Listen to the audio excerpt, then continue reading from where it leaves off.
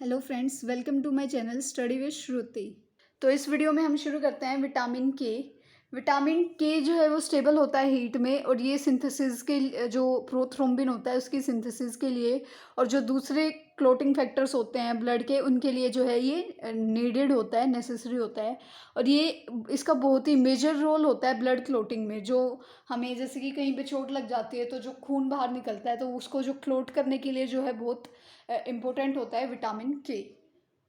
अगर हम long term administrative लेते हैं एंटीबायोटिक डोजेस का, तो उससे क्या होता है कि जो हमारा टेम्परेली सप्रेस कर देता है वो जो नॉर्मल इंटेस्टाइनल फ्लोरा होता है, जैसे जो कि है इकोली। उसके बाद क्या होता है कि कोज डिफिशियंसी हो जाती है विटामिन के की। और अगर विटामिन के की डेफिशिएंसी होती है तो उसके लिए हम एंटीडोट लेते हैं विटामिन ई का। उसके बाद अगर हम बात करते हैं टाइप्स की, तो विटामिन के दो टाइप्स हैं, विटामिन के 1 और विटामिन के 2। जो विटामिन के 1 है उसका दूसरा नाम है phylloquinone, found mainly in fresh green vegetables, cow milk and some fruits. जो फाइलोक्विनिन है वो फ्रेश ग्रीन वेजिटेबल्स में मिलता है, और काउ मिल्क में मिलता है, और कुछ फ्रूट्स में मिलता है। विटामिन के का दूसरा नाम है मेनाक्विनिन। ये जो है एनिमल सोर्स फूड में मिलता है, फर्मेंटेड सो प्रोडक्ट्स जो होते हैं उनमें मिलता है, लाइक नाटो। उसके बाद जो बैक्टीरिया है हमारे गट में और जो कोलोन में, उसको भी जो है ये प्रोड्यूस करता है। उसके बाद हम बात करते हैं रोल और फंक्शंस के विटामिन के की। तो सबसे पहले जो हमने पहले भी देखा है कि सबसे मेन रोल होता है इसका ब्लड क्लोटिंग में। उसके बाद जो हमारी जो बोन हेल्थ है ये उसको भी सपोर्ट करता है। Prevent calcification of blood vessels, जो हमारी कैल्सिफिकेशन हो जाती है ब्लड वेसल्स की उनको भी ये प्रिवेंट करता है।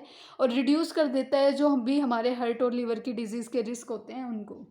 डाइटरी सोर्सेज की बात करें तो ये ग्रीन वेजिटेबल से मिलता है, जैसे कि spinach, cabbage, cauliflower, soybean, wheat brown, carrots और पोटैटो में भी जो है विटामिन के प्रेजेंट होता है।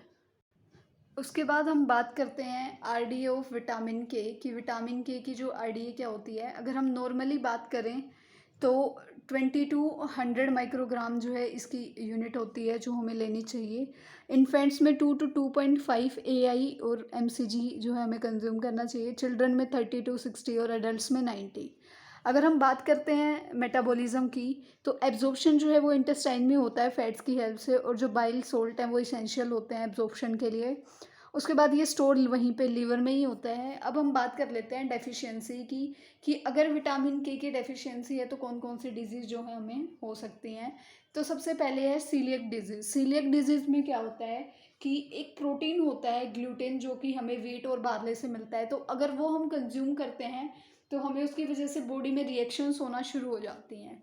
Second is inflammatory bowel disease. इसमें क्या होता है कि जो हमारा पूरा जो डाइजेस्टिव ट्रैक्ट है उसके सारे पार्ट्स में जो है इन्फ्लामेशन आ जाती है और बहुत ज़्यादा प्रॉब्लम होती है।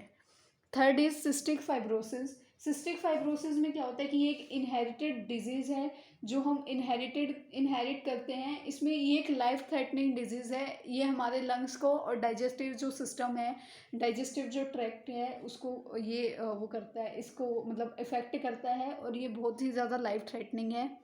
उसके बाद जो हमारी बोन डेंसिटी है ये उसको रिड्यूस कर देता है। जो फ्रैक्चर्स होते हैं उनका रिस्क काफ़ी बढ़ा देता है विटामिन के की। अगर डेफिशिएंसी हो जाती है तो फ्रैक्चर होने के चांसेस बहुत बढ़ जाते हैं। उसके बाद क्यूटेनियस और इंट्रामस्कुलर हेमरेज होने के चांसेस होते हैं, और ब्लड क्लोटिंग फेलियर जो है वो हो सकता है।